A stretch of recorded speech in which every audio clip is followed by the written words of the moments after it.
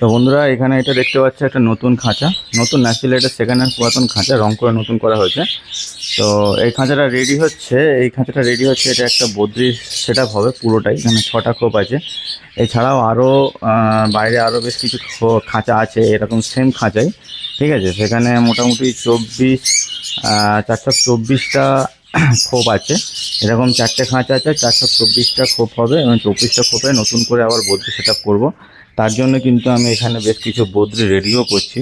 এই যে এখানকার যে বদ্রিগুলো দেখতে পাচ্ছ, এই বদ্রি যেগুলো সব দেখতে পাচ্ছ, এগুলো সব বদ্রিগুলোকে আমি রেডি করছি। এগুলো বেশ কিছু আমার ঘরে হোম ব্রিড আছে, কিছুটা বাইরে থেকে কেনা আছে, এখানে কিছু বদ্রি আছে, এগুলো সব আমি রেডি করছি, ঠিক আছে।